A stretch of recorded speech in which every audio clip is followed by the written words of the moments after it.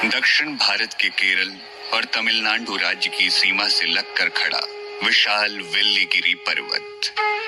कहते हैं जब भी भगवान शिव का मन कैलाश में ऊब जाता है तो वो यहीं आकर निवास करते हैं। इसीलिए इस पर्वत को दक्षिण का कैलाश भी कहा जाता है। और इसी वेल्लीगिरी पर्वत की तलहटी में बसा है एक छोटा सा खूबसूरत शहर कोयम्बतूर। वैसे तो पूरे दक्षिण भारत में ही बारिश अपने पूरे खुमार के साथ बरसती है, लेकिन शायद इस बार मॉनसून कोयम्बतूर पर कुछ ज्यादा ही मेहरबान था। पिछले कुछ दिनों से यहाँ लगातार होती बारिश रुकने का नाम ही नहीं ले रही थी। बरसात की ऐसी ही एक रात में अचानक आसमान में तूफानी हवाओं के साथ तेज बिजलियां कड़कने लगी, जिसे देखकर सड़क पर चलते इक्के दुक्के लोग भी डर कर आसपास के घरों के अहाते में जा छिपे। ऐसा लगने लगा मानो दिल दहला देने वाली ये बिजलियां किसी खास मकसद से कोयम्बतूर शहर पर कड़क रही हैं। मौसम में अचानक आए इस बदलाव को लेकर आसपास के लोग आपस में बातें कर ही रहे थे कि तभी अचानक किसी ने चिल्लाते हुए कहा, अरे देखो, बरगद के पेड़ पर 5 मुंह वाला नाग लिपटा है। उस आदमी की बात सुनकर वहां मौजूद सभी लोग चौंक गए।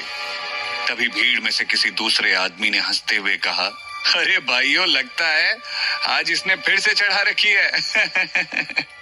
आज के जमाने में एक मुंह वाला नाग दिखाई नहीं देता और इसे 5 मुंह वाला नाग दिखाई दे रहा है।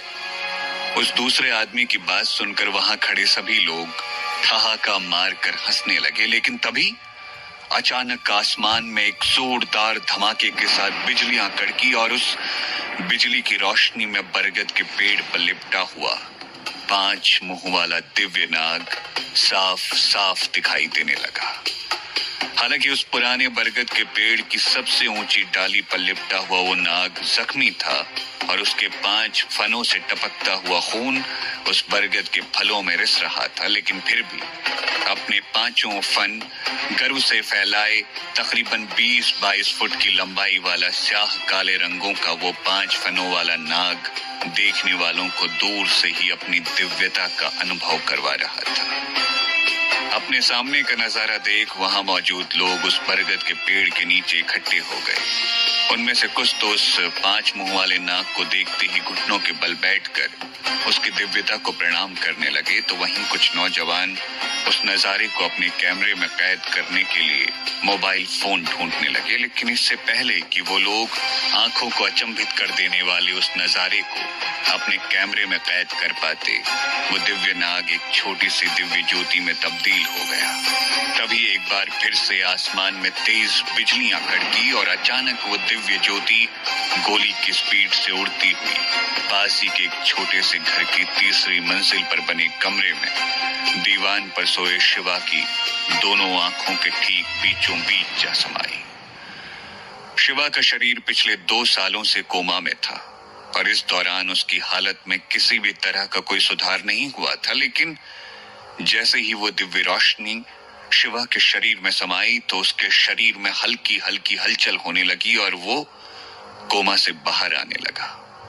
एक तरफ शिवा का शरीर धीरे धीरे कोमा से बाहर आ रहा था और दूसरी तरफ शिवा का दिमाग भी अपनी चैतन्य अवस्था में लौट आया था। भले ही उस वक्त शिवा उठकर खड़ा नहीं हो पा रहा था, लेकिन फिर भी वो अपने आसपास होने वाली हर गतिविधि को महसूस कर पा रहा था। उसने मन ही मन खुद से कहा, क्या मैं सच में फिर से धरती लोक पर लौट आया हूँ? ये कमजोर और निर्जीव सा शरीर क्या सच में ये मैं ही हूँ? लेकिन मैं तो बहुत समय पहले कोमा में चला गया था। खुद से मन ही मन सवाल करते हुए शिवा को धीरे धीरे सब कुछ याद आने लगा। 2 साल पहले अपने कॉलेज का एंट्रेंस एग्जाम देकर लौटते वक्त वो एक ट्रक से टकरा गया था और तब से उसका शरीर कोमा में था। उस एक्सीडेंट की वजह से शिवा का शरीर तो कोमा में चला गया था, लेकिन साथ ही साथ उसकी कुंडलिनी शक्ति भी जागृत हो गई थी और उसकी आत्मा उसका शरीर छोड़कर भटकते हुए नागलोक तक जा पहुंची थी।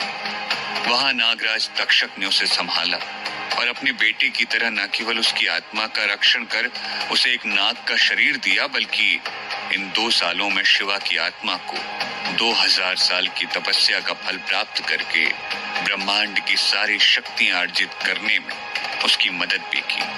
और एक दिन जब शिवा भगवान शेषनाग से वरदान पाकर नागलोक का परम प्रतापी सम्राट बन गया, तो उसके साथ कुछ ऐसा हुआ जो उसने सपने में भी नहीं सोचा था। नागराज तक्षक ने धोखे से शिवा के नाग शरीर की बलि दे दी।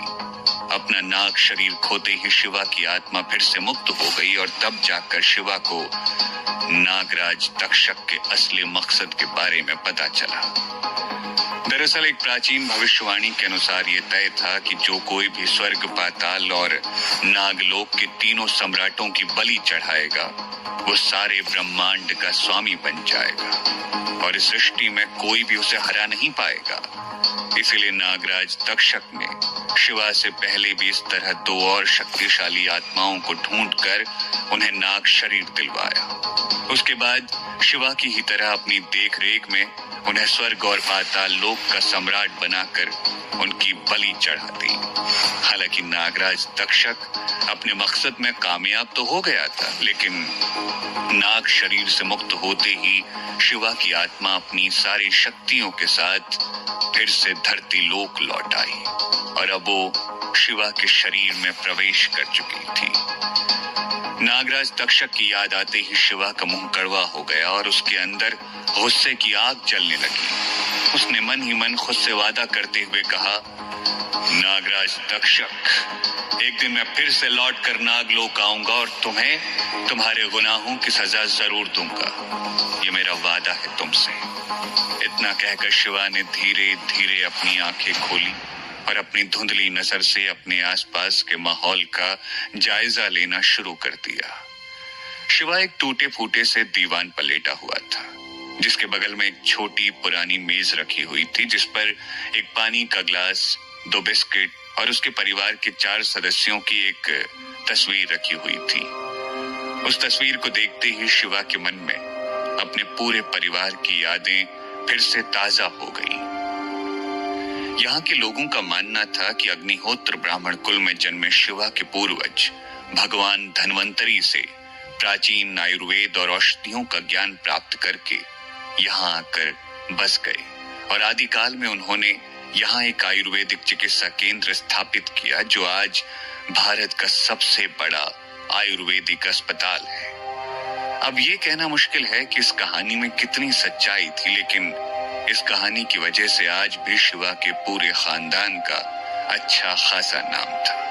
हालांकि खानदान का बड़ा बेटा होने के नाते शिवा को इस समृद्ध और इज्जतदार शास्त्री खानदान का उत्तराधिकारी होना चाहिए था, लेकिन इस सब के विपरीत उसका बचपन सिर्फ गरीबी, तिरस्कार और अपमान में ही बीता था। शिवा के दादाजी के आदेश के अनुसार उसके पूरे परिवार को घर के साथ साथ शास्त्री खानदान से भी बेदखल कर दिया गया। शिवा के चचेरे भाई भास्कर शास्त्री ने शिवा पर हमला किया, जिसकी वजह से उसके पूरे शरीर को लकवा मार गया। ऐसा न जाने कितना कुछ हुआ था शिवा के अतीत में, जिसे याद करते करते शिवा की आंखें भर आई। तभी अचानक शिवा को बाहर के दरवाजे का ताला खुलने की आवाज सुनाई दी और उसका ध्यान टूट गया। शिवा ने देखा कि सामने हॉल का दरवाजा खुला और एक लंबी छरहरी सी लड़की जल्दी में घर के अंदर दाखिल हुई और उसने जोर से घर का दरवाजा फिर से बंद कर लिया। एक पल के लिए तो शिवा को अपनी आंखों पर यकीन ही नहीं हुआ। उसके सामने खड़ी वो खूबसूरत और नाजुक सी लड़की कोई और नहीं बल्कि उसकी छोटी बहन मीनाक्षी थी। मीनाक्षी को देखते ही शिवा ने दबी सी आवाज में कहा, मीनू। दरअसल पिछले 2 सालों में कभी कभार शिवा के शरीर में हल्की फुल्की हलचल हो जाया करती और शिवा एक आध शब्द बड़बड़ा भी दिया करता था। इसीलिए मीनाक्षी को लगा शायद इस बार भी ऐसा ही कुछ हुआ है।